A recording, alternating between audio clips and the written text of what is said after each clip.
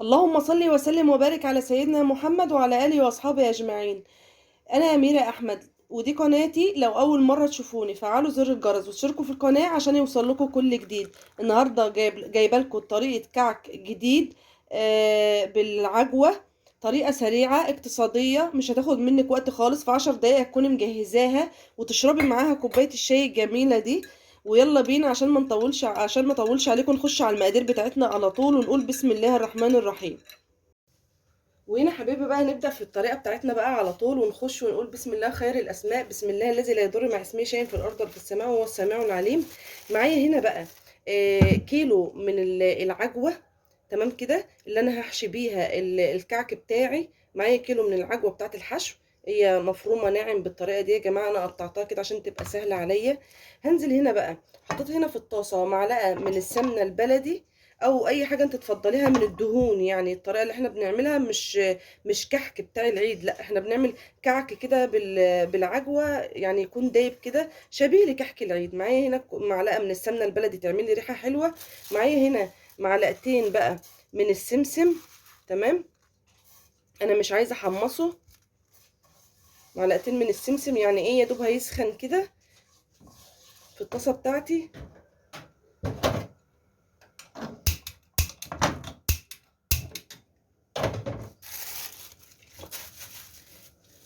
يا دوب هيسخن كده حبايبي في الطاسه بتاعتي، يطلع لي ريحه بس. هو اصلا متحمص جاهز، يعني مش محتاجه ان انا احمصه ولا الكلام ده كله. متحمص جاهز، انا هعمل له ريحه بس مع السمنه كده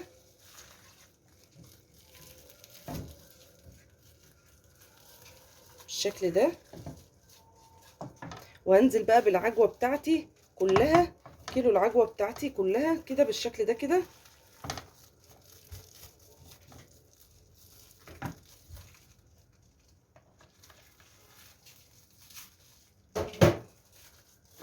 تمام كده حبيبي.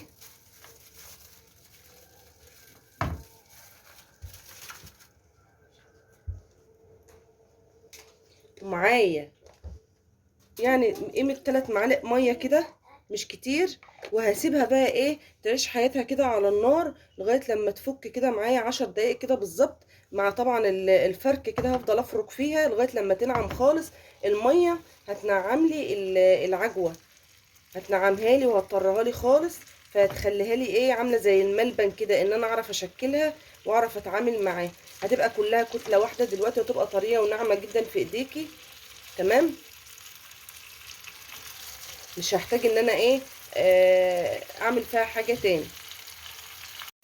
وهنا حبايبي بقى انتوا شايفين العجوة بتاعتي بقت عاملة ازاي.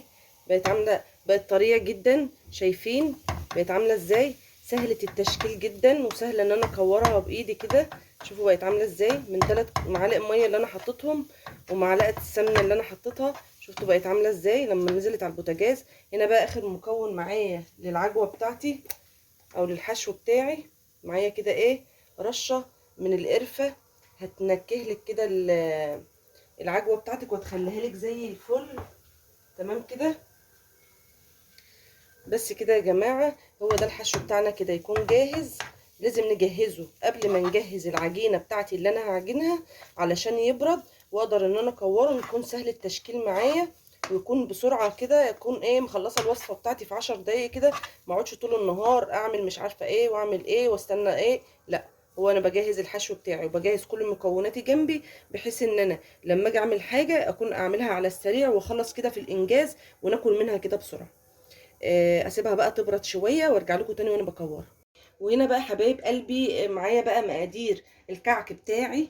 معايا هنا كده كيلو جرام من الدقيق. هنزل بيه في المصفى بتاعتي علشان ندخله كده مع بعض زي ما احنا شايفين كده. تمام، هنخله كويس يا جماعه عشان ادخل فيه هوا كده. ايه فايده النخل؟ ان انا بديله هوا كده او بديله طراوه، ان انا ادخل فيه الهوا كده ايه العجينه بتاعتي تطلع هشه وحلو. معايا هنا كيلو من الدقيق. تمام كده. معايا هنا معلقه كبيره او باكو بيكنج باودر او باكو خميره الخبز. احنا هنا ما فيش هنحط خميره، احنا في العجينه دي او في الكحك ده مفيش خميره، مش هحط خميره، هحط كيس بيكنج باودر او معلقه كبيره بيكنج باودر، وهنخلها مع الدقيق بالشكل ده. هحط ربع معلقه ملح. تمام كده، يا رب يكون المقادير واضحه معايا. هنزل هنا بمعلقه ونص من النشا. النشا يا جماعه بيدي للمعجنات طراوه وهشاشه بطريقه فظيعه. تمام. معايا هنا 3 معالق من السكر البودر، برضو هنزل بيهم هنا عشان لو في اي تكتلات او في اي حاجه، يبقى انا كده هنزل بكل المقادير الجافه في المصفى بتاعتي هنا او في المنخل بتاعي هنا اللي انا بنخل بيه. تمام كده، بحيث ان انا كل المقادير بتاعتي تكون منخوله حلو، وتكون مفيش فيها اي تكتلات ولا فيها اي حاجه تضايقني وانا شغاله. تمام. عندي هنا بقى ظرفين او 3 من الفانيليا المنكهات كده يا جماعه. يا رب يكون الفيديو واضح قدامكم. تمام. بس انا هنا بقى هشتغل بايدي. تمام. هنا بقى اشتغل بايدي، اقلب كده بقى كل المكونات بتاعتي الجافه كده على بعض. تمام كده. انا هنا قلت لكم مفيش خميره يا حبايبي، مفيش خميره في الوصفه دي. كده قلبت كل المكونات الجافه بتاعتي على بعض، وهكتب لكم المقادير بالكوبايه وبالجرامات في صندوق الوصف ان شاء الله رب العالمين. هنا بقى معايا كوبايتين الا ربع من السمنه، او السمنه على زيت، او الزبده على الزيت. هنا انا ما بعملش كحك العيد يا جماعه، انا بعمل كعك بالعجوه، ما بعملش كحك العيد. ده طريقه وده طريقه. حتى الدقيق اللي معايا متعدد الاستخدامات. الدقيق بتاع العيد بيبقى دقيق متخصص في الكحك بتاع العيد. هنا معايا دقيق متعدد الاستخدامات.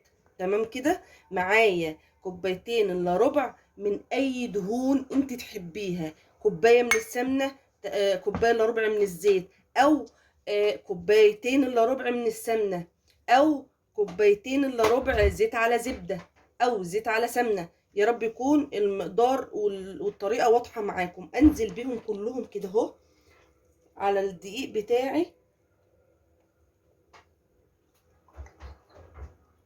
تمام كده. تمام. هنزل بقى كده ابس بقى بكده بايدي في حاجه كده. يعني لما بنيجي نعمل اي عجينه بنسميها ان احنا بنبسها.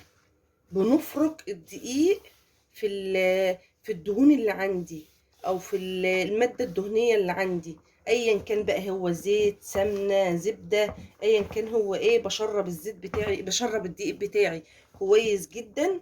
تمام كده. ادخل فيه كل الدهون اللي عندي في قلب الدقيق كده بالشكل ده. اعمله بايدي كده يا جماعه. عندك سمنه نباتي حطي، عندك سمنه بلدي حطي، عندك سمنه بلدي على زيت حطي، عندك سمنه نباتي على زيت حطي، مش هتفرق. احنا بنبسطها على بعض يا جماعه، وبنقتصد اي حاجه دلوقتي عشان الاسعار بقت غاليه النار. اقل كيلو مخبوزات في الفرن ب60 جنيه. عشان اروح اجيب كيلو هيطلع لي كام حبايه كده في الكيلو، يعني مش هيكفي حتى. واحنا بنشرب الشاي بالليل ب60 جنيه. طب وانا ليه؟ طب ما انا ممكن اعمل من كيلو الدقيق اطلع 2 كيلو او 2 كيلو ونص بالطريقة دي، وكوبايتين الا ربع اي دهون عندي في البيت. عايزة تعملي بزيت بس اعملي، عايزة تعملي بزيت على سمنة اعملي، عندك معلقة سمنة بلدي عايزة تنكهي بيها اعملي، اللي يريحك اعملي بيه. الوصفة دي ما بنشترطش فيها اي حاجة. وعايزة اقول لكم على حاجة، اي حاجة زي الكحك والكلام ده كله ما بتتعجنش. حطي مجهودك كله في اللي انا بعمله ده اهو. تمام كده. كل المجهود حطيه في اللي انا بعمله ده. معايا هنا بقى ايه اخر حاجه. انا كده خلاص دخلت الدهون في الدقيق. معايا بقى هنا كوبايه وربع من الميه على اللبن. ده مش لبن بس، ده ميه على لبن، بس هو لونه ابيض علشان اللبن طبعا بيغير لون الميه، فهو ميه على لبن. كوبايه وربع ميه على لبن، مش اكتر من كده. هنزل الاول بالكوبايه الاولانيه والم العجينه بتاعتي واشوف هتحتاج معايا اي حاجه كده يا جماعه اتعودوا، ما يكون معاكي حاجه لازم تبقي حاجه. ممكن يكون نوع الدقيق مختلف عن غيرك، عن الطريقه اللي انت شفتيها، دقيقك غير دقيقي، نسبه الجلوتين اللي فيه عاليه، الكلام ده كله.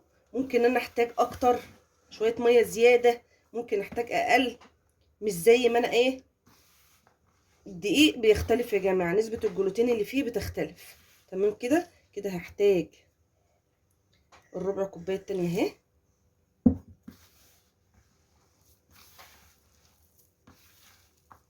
انا مش بعجن، انا بلم.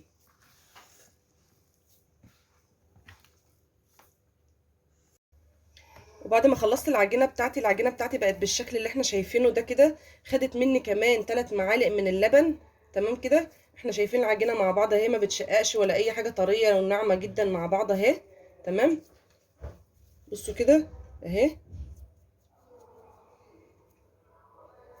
اجيب بقى العجوه اللي انا عملتها معاكم، احطها جواها كده، واقفلها بالشكل ده، واعملها كوره كده، وارصها في الصينيه او في الصاج بتاعي.